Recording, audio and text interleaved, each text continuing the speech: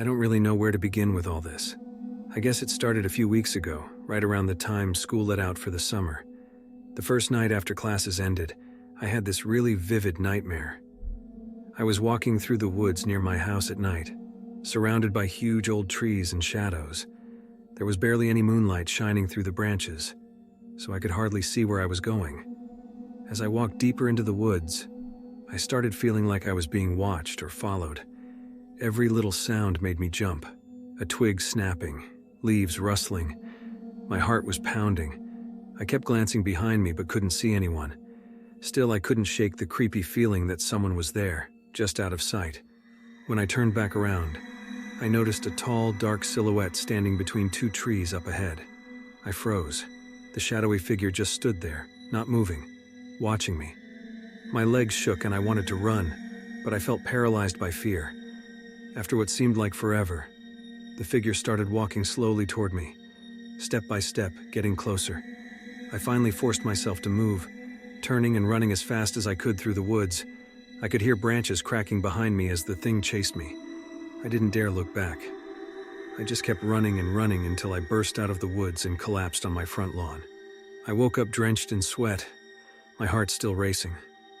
It took me a minute to realize it had just been a nightmare. It had felt so terrifyingly real while it was happening, though. I tried to push it out of my mind and go back to sleep. But the next night, I had the exact same nightmare. And again the following night, and the night after that. For over a week straight, I dreamed of being stalked through the shadowy woods by that tall, faceless figure. I dreaded going to sleep every night. The dreams were starting to affect me even during the day, making me jumpy and paranoid. I didn't tell anyone about them at first. I figured people would just think I was crazy or trying to get attention if I said I kept having the same messed up nightmare every single night. But after almost 2 weeks of hardly sleeping, I was exhausted. One morning at breakfast, my hands were shaking so bad that I spilled orange juice all over the table. My dad asked me what was wrong, and I finally broke down and told my parents about the nightmares. Of course, they were really worried about me. My mom made an appointment for me to see a therapist. I wasn't too excited about that, but I was desperate for the nightly stalker dreams to stop. Unfortunately, talking about it with the therapist didn't seem to make any difference. No matter what I did before bed, meditation exercises, listening to soothing music, reading calming books, the woods and the dark figure were waiting for me every time I closed my eyes. After a month of virtually no restful sleep, I was a wreck. I'd started drinking tons of coffee just to stay awake, and I walked around in a constant state of edginess. My parents were at their wits' end trying to help me. Then things got even worse. One morning, I was especially exhausted after the now routine nightmare kept me tossing and turning all night. I dragged myself out of bed and zombie walked to the bathroom. But when I stepped onto the bath mat, my foot made a weird crunching sound.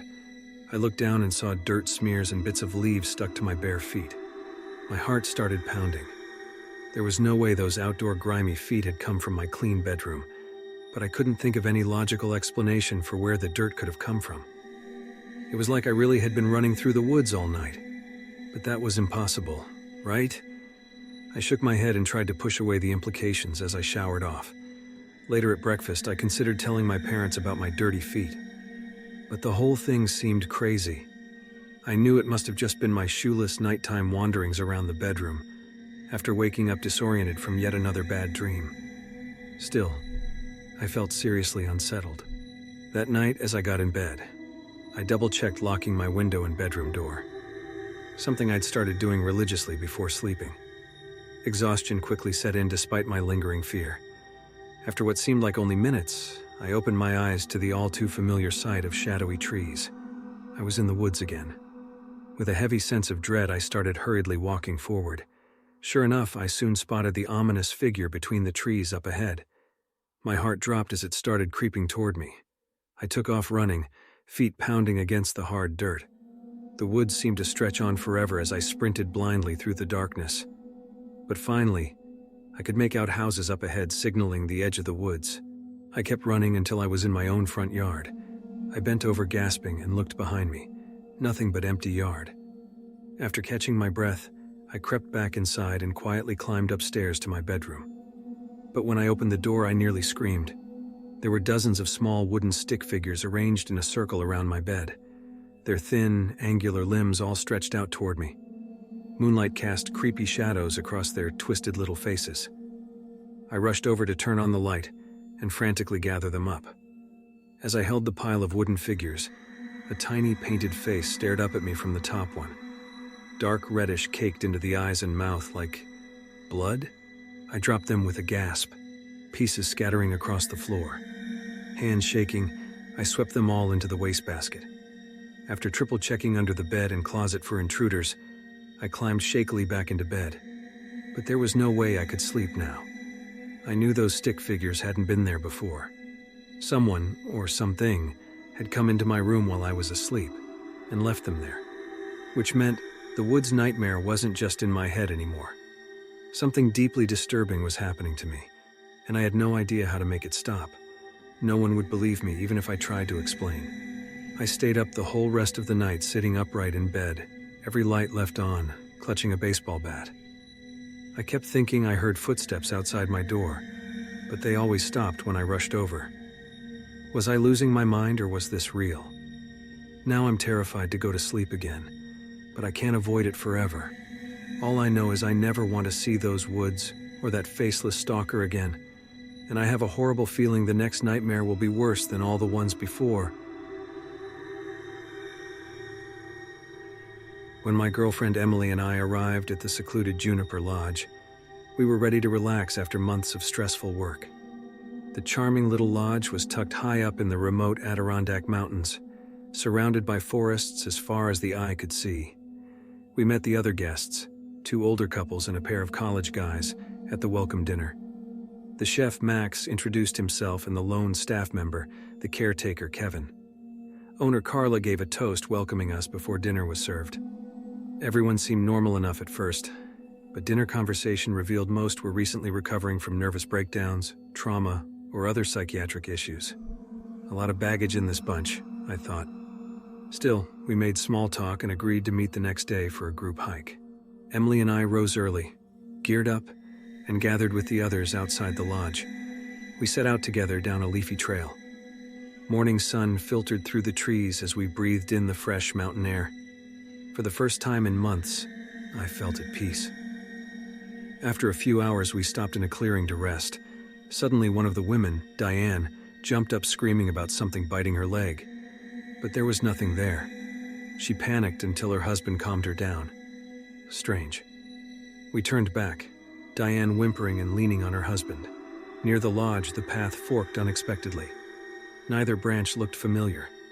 Murmurs of confusion rippled through us. Had we really lost the trail that easily? Kevin, the caretaker, eventually pointed us down the right path, but the whole thing left us feeling unsettled. We arrived back late, exhausted. Had the hike really been that long? At dinner, things got weirder. Diane was near hysterics, ranting about spiders crawling on her all day. The college guys just picked sullenly at their food, eyes darting around nervously. Emily whispered to me, "What is up with these people?" I didn't know, but this place definitely had a strange vibe. That night I had vivid, unsettling dreams of wandering lost and alone in the woods. The next morning, I awoke to a commotion outside. One of the college students, Joey, had vanished from his room at some point in the night. The door was still locked, the window shut. It made no sense. The atmosphere in the lodge became charged with fear. Kevin headed out with some staff to search the grounds and trails, but they found no trace of Joey. Everyone was on edge, glancing out the windows at the surrounding forest anxiously. That evening at dinner, Emily stared absently at the trees, chewing her nails. I squeezed her shoulder, sensing her unease. She gave me a tense smile, but I saw dread lurking in her eyes. We all picked at our food, exchanging uneasy small talk. When Carla suggested another group hike tomorrow, a heavy silence descended. Nobody wanted to say what we were all thinking. Could we really trust each other out there? That night I lay rigidly awake, unable to shake a sinister feeling. Sometime before dawn, distant screams jolted me upright. I rushed out to find Kevin hurrying back from the woods, his face ashen. Diane was gone too, no clues left behind. The group eyed each other with open suspicion now. Had someone here secretly snapped? Or was there some darker force at play beyond the walls of Juniper Lodge? Either way, we all sensed it would only get worse. The remaining guests refused to be alone. We stayed clustered in the lodge common room all day, shades drawn. Tensions boiled over by dinner. Emily and I nearly begged Carla to call the police and get us out of there. She assured us help was on the way. Nobody wanted to retire to their rooms after that. We pulled chairs together near the fireplace, hoping to keep the demons at bay. Carla handed out pills to calm our nerves. I swallowed mine reluctantly, wanting any escape from this nightmare, even artificial. I must have dozed off. When I jerked awake, the fire had died down to embers. Rubbing my eyes, I saw the front door swinging open in the wind. Emily's seat was empty. The pills had knocked me out, leaving us unguarded. Panicked, I scrambled outside, shouting Emily's name. The others stumbled out behind me, faces etched with dread in the moonlight. A distant howl pierced the darkness. Was it human or animal? We had no way to know. At dawn, Kevin left again to search. Hours passed with no sign of Emily or the missing couple. The waiting was interminable. When Kevin returned empty-handed, I lost all hope of seeing Emily again. The next 2 days blurred into a haze of worry and despair. We all stayed close, reduced to 3 now, Carla, Kevin, and myself. The isolation of the lodge started to feel like a tomb, the mountain pressing in from all sides. On the 3rd morning, I was startled from sleep by a grating sound at the window. Peering out, I recoiled in horror. One of the missing college boys was scruffily trying to claw his way inside. Blood streaked his face. Black crusted holes gaped where his eyes should be. He gnashed his teeth, growling like a rabid animal. I staggered back, bile rising in my throat. Kevin rushed over and slammed the window shut, latching it. The feral thing outside howled and hurled itself against the glass before disappearing into the trees again. In the deafening silence that followed, we stared at each other in naked fear. What hell had been unleashed on this place? It was no longer safe to stay here, but neither could we venture out past those mutilated horrors roaming the woods. The radio Carla kept to contact the outside world had gone dead. We were well and truly cut off. That night we huddled sleepless by the dying fire, flinching at every stray creak and groan of the lodge. The next 48 hours passed in agonizing limbo. During the days, we took turns peering outside while the other 2 barricaded themselves in the kitchen, the most secure room. At night, we kept a tense vigil by the fire, clutching improvised weapons. On the 3rd day, I spotted flashing lights through the trees. Carla saw them too, red and blue, cutting through the morning mist. We sobbed with relief. Whatever nightmare had engulfed Juniper Lodge was finally over. When rescuers burst through the doors, it took all my willpower not to collapse from gratitude. I didn't care how they'd found us up here. We were getting out of this god-forsaken place. As we were airlifted down the mountain, I glanced back once. Juniper Lodge was just visible through the pines, a dark speck surrounded by endless woods. What horrors still lurked there, haunting those eternally silent trees?